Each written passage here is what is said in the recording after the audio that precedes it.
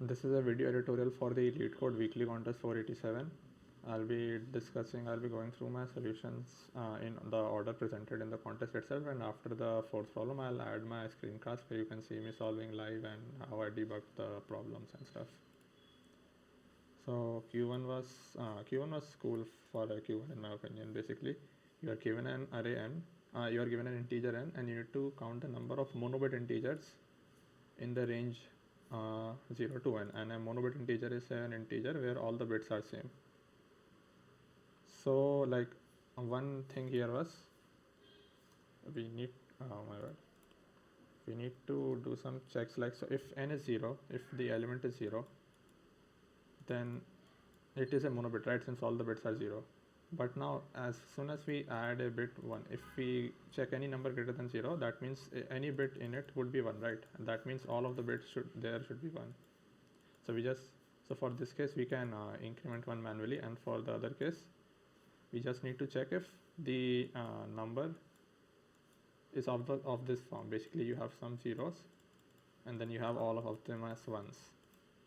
And to check this, basically what we can do is if we add 1 to this number, then we'll get 0 0 0 1 and then all zeros, right? And this number is a power of 2. So we basically need to check if adding 1 to the number makes it a power of 2. And to check if a number is a power of 2, we can do this: x and x minus 1 equal to 0, then it's a power of 2.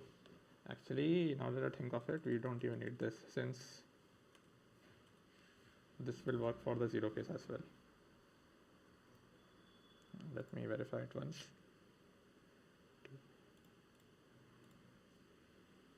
Yeah, this would work as well.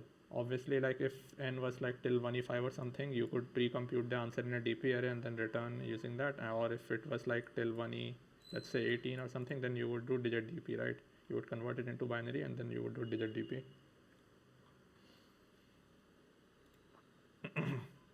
Q2 was cool as well. Basically, you are given an array nums, and then from the nums array you can remove any array smaller than the current, any subarray whose size is smaller than the current size. And basically two people are playing this game, A and B, and A wants to maximize the final element and B wants to minimize it. And the constraints are the elements are till 1e5 and the size is till 1e5. Now in this problem as well, basically assume you are given an array. Since the A's turn is the first turn, assume like the elements at the edges are the maximum, right? We have some values here, and this and this is the max value, or any one of them is the max value. Let's say, let's say this is the max value present in the array. Now obviously, since the a valid turn is removing any size subarray whose size is lesser than the current size, right? So if this is the scenario, then A would simply remove this subarray and we will end up with this, which is the maximum value, which is optimal. Similarly, if this were the maximum instead of this, then A would remove this subarray, which is a suffix in this case, and then this would be the maximum value, which is the answer, and it's optimal. But assume the max was not present here, max was somewhere here, let's say. Now to get to this element, A would try removing this, right? But then B could, like, let's say in these values we have some minimum value. This is the global minimum mn, and this is some other value. Now in this case B could remove this and then we would end up with the smallest value, right? But this turned out to be not optimal for A. This turned out to be optimal for B, and since it was A's turns first, they would want their turn to be the global optimum, right? So here one observation can make is, like, if the value was not at the edges, the A would not try getting to the global optimum, because it could lead to a worse answer, because it is B's turn next and they could do the exact same thing, right? So after playing around with this idea, you end up with the idea that assume we have some two values here, let's say A and then B. I claim that the maximum of these two values will be the optimal answer for A, because obviously, like, if this is the max, they would remove this section, or if this is the max, they would remove this section. Or if the actual max of the array is somewhere like elsewhere, right, not at the edge, then if A tries reaching that, then B could in turn make the answer worse by removing some other error, by some other like array, right, in the previous case I described. So that's how I came to the conclusion that the answer would, for A, the optimal move would be just see the max and then remove the remaining array. So yeah, this was the code, which works for 10 power 5.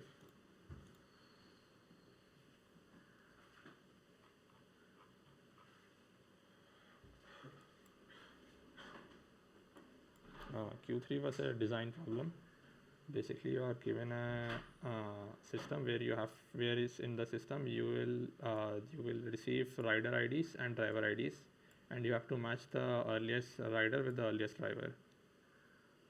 Actually, you have to match the earliest driver with the earliest rider. If it's impossible to match, then return minus 1, and riders could cancel their rides as well. Since this is the and the constraints are till 1e3, but I solved this like during the contest only. I solved it for a larger constraint because that felt more natural to me. So I'll be explaining that as well. You would initially like riders and drivers both are entering one by one. So you would like the natural idea is, since they're entering one by one, you could create a queue for both of them, and then you would match the earliest driver with the earliest rider in the queue, right? But then handling removals could be hard here, since assume this is the rider queue. I'll name it R, and this is the driver queue D. Normally it's like you match them and then you pop, and using a queue it's trivial. But if a rider from this part quits, then it's hard to remove an element from a queue in O of like login or something, right? You could mark this driver as removed, and when they appear in the front, you could lazily like process them, so that would still make the solution O of n.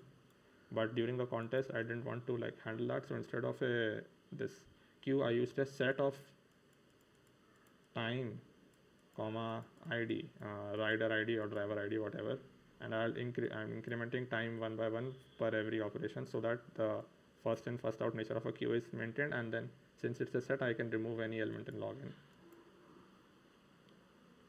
So like the insertion operation, it's trivial. I basically do this. I set the time of the rider and then and the driver as well, and I insert them into the respective sets.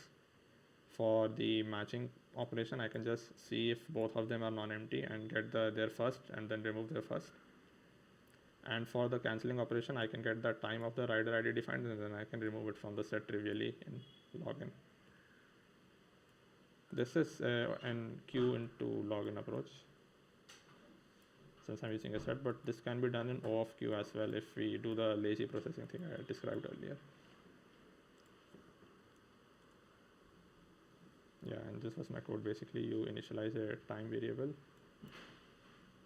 This is the sets of different riders and drivers where the key is time and then their ID of n of the map, which maps the time for each rider, so that you can use it to remove it stuff from the set.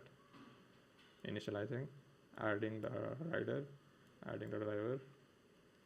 This is the matching function. Basically, if both have to exist, right? If it's both, if either is empty, you return -1, else you get the first rider and driver. Their times are irrelevant here. You remove their first element and then you remove it from the map as well, since it no longer exists. And then you return the driver ID and rider ID. While cancelling, you have to check if it exists first, since it was ambiguous in the problem. Yeah, cancel the rider, request of the rider if it exists and has not been matched. So in this case, if it exists, we cancel it.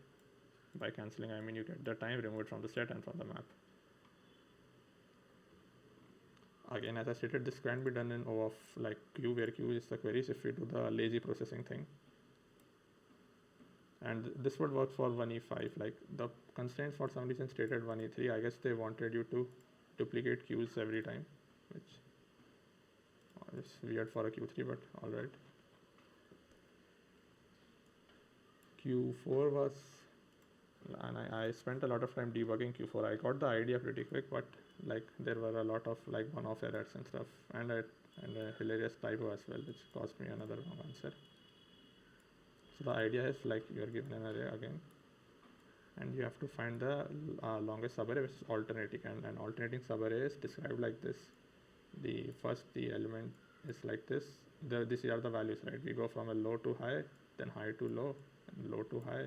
So this sign would become this and this, or we could go the opposite as well. We could go from high to low, low to high, and so on. Basically, the elements should alternate with respect to their previous position, and this is strict. It has to be strictly increasing or decreasing. And in this, based on this, we have to find the longest subarray which fulfills this condition. And we could also do one operation. We could remove at most one element. So my intuition here was, since the problem states removing at most one element and then comparing, so my instant intuition was, okay, let's see. The normal answer can be calculated trivially, right, using a loop. Like you could go in this direction, and you could keep track of the previous state, and then alternating if it fulfills, maintain a streak counter, and then use this to maximize the answer. This is trivial for no operations, but for one operation, my intuition was, let's say I'm removing this element. So if a new subarray is created, that means it will be a concatenation of some subarray from this side and some subarray from this side. Alright. Yeah. Which means I have to get some suffix answer from here. If I am removing I have to get some suffix from I plus 1 and some prefix from I minus 1, and then I have to concatenate them. But before concatenating, I have to make sure that the rule which is obeyed by this element and this element is consistent. So let's say this was 2, 7, 3, 5. So this can be concatenated since 2, 7 is this, 7, 3. We are removing this element. Let's say this was 100. We are removing 100. So after 7, it's 3, which is decreasing, and then after 3, it's 5, which is increasing. So that means apart from knowing the actual answer, which was the streak which was ending at 7 and the streak which started at 3, you also need to know the state at which the streak was left right, since we are doing this concatenation. And based on the 7-3 value, we'll check if the streak was following the rule and then concatenate their answer. So from this idea, I got to my implementation detail, where apart from the actual the answer which ends at some value and starts at some value, I also need to know the trend, which I stored in some PST, where a prefix streak or whatever, and SST suffix idea. This will store the general trend. Therefore, trend, my rule was, if it's increasing, it's, let's say this is L, this is R, where L is the left element and R is the right element. If LR is increasing, then it's +1. If it's constant, like the elements are same, then it's 0, else it's -1. So for this rule, to prevent my code from being becoming hard to debug, I just made this function which returns me the state based on the L and R value. So now for my implementation, I'll discuss the trivial cases first. So here I'm making the prefix array and the prefix state array. So you get the current state.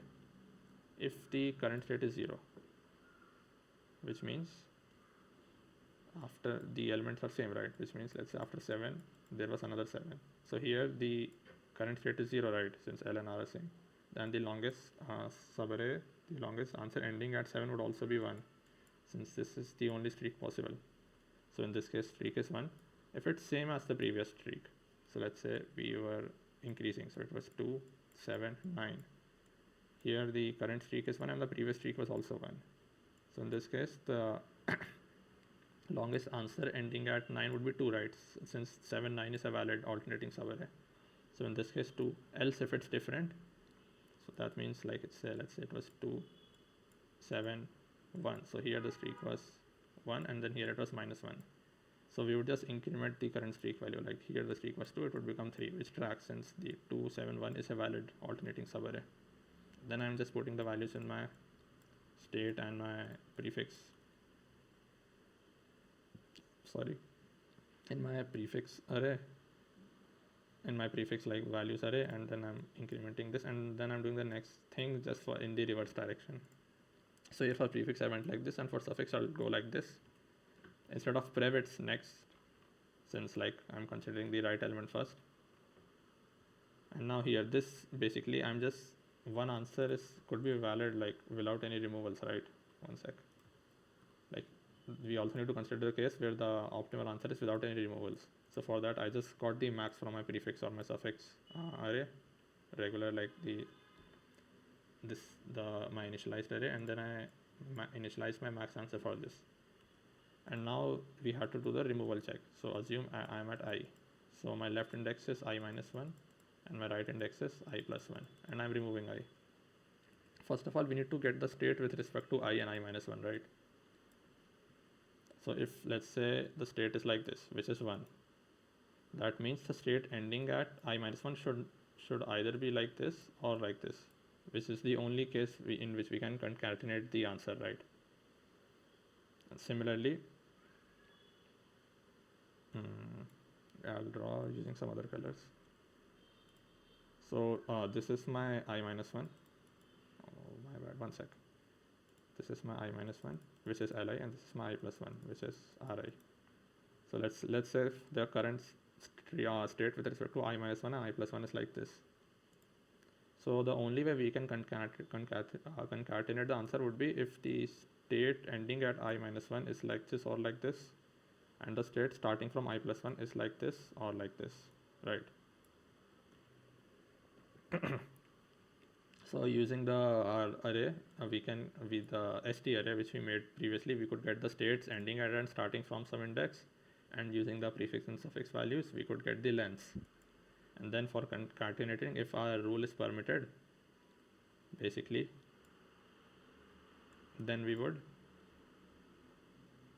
you could also simplify this actually, like the only rule is the state ending at and starting from should not be equal to the current state, right? So you could just write that here. That would be way better actually.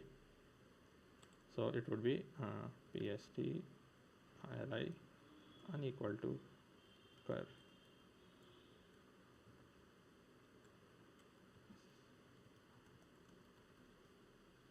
And this should be the answer, I guess. 4, 4, 1. Yeah, it is read. So yeah, basically as I stated, the state at L and R both should be unequal to the current state. This is one thing. And if the current state is 0, then we cannot concatenate, obviously, since it has to be alternating. So for that I just wrote ignore the continuous statement, and you maximize the answer with respect to all indices removed, and you return it. So yeah, this was the solutions I coded during the contest. If you would like to see me code these problems live during the contest time itself, then I'll add it after it will be present after this section.